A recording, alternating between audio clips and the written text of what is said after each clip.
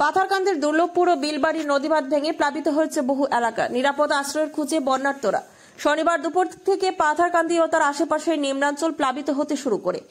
রবিবার সকাল থেকে পাথারকান্দি থানা, সার্কেল অফিস, পিডব্লিউডি অফিস, হাতিকিরা সহ বিভিন্ন এলাকায় বন্যার জল প্রবেশ করে। এতে বহু গ্রামীণ রাস্তা জলে তলিয়ে গেছে এবং বহু মানুষ গৃহবন্দী হয়ে পড়েছেন। বিভিন্ন স্থানে গাছ পড়ে বিদ্যুৎ লাইন ছিঁড়ে যাওয়ার গোটা অঞ্চল অন্ধকারে ডুবে আছে। রবিবার সকাল প্রায় 11:30টার সময় আসিমগঞ্জ এলাকায় দুর্লভপুরে লঙ্গাই নদীর বাঁধ ভেঙে প্রচন্ড বন্যার জলচাপ সহ্য করতে না পেরে ভেঙে যায়।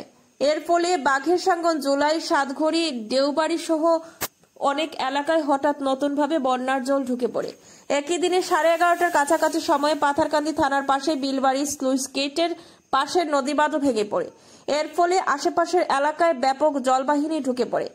জনজীবনে দুর্ভোগ আরও বেড়ে যায়। অনেকে নিরাপদ আশ্রয়ের খোঁজে নিজ গ্রাম ছেড়ে পার্শ্ববর্তী গ্রামে বা কিছু স্কুল ও সরকারি কার্যালয়ে আশ্রয় নিয়েছেন বলে জানা গেছে। তবে এই রিপোর্ট লেখা পর্যন্ত সংশ্লিষ্ট বিভাগীয় কোনো কর্মকর্তার পক্ষ থেকে বন্যার্থদের খোঁজ খবর নেওয়ার তথ্য পাওয়া যায়নি। রবিবার সকাল 9টা নাগাদ লঙ্গাই নদীর জল বিপদসীমা 22 মিটার অতিক্রম করে 24.84 মিটারে পৌঁছে গেছে।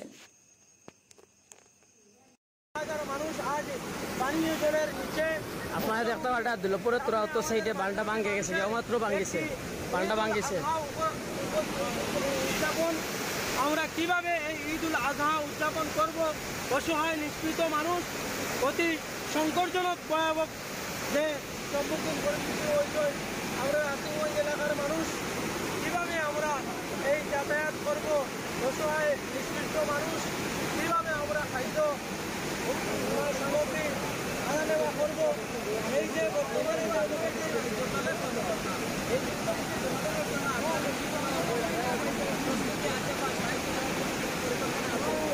করিমগঞ্জ জেলার রাইজর দলের সম্পাদক হিসাবে আমি কিছুক্ষণ আগে কপিল গগৈ মহাশয়ের সাথে ফোনের যুগে আলাপ করেছি। উনি আমাদেরকে সান্ত্বনা দিয়েছেন এবং উনি আশ্বাস দিয়েছেন খুব শীঘ্রই উনি বরাকবেলিতে এসে পানীয় জলের সমস্যা নিয়ে আসাম সরকারের বিরুদ্ধে পরিকল্পনা নেবেন। যেভাবে এই আসাম সরকারের কার্যকলাপের কারণে আমাদের অসহায় মানুষ বঞ্চিত হচ্ছেন।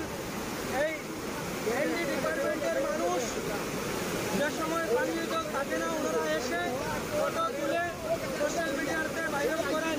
বর্তমানে যে পানীয় জল এসেছে সেই কারণে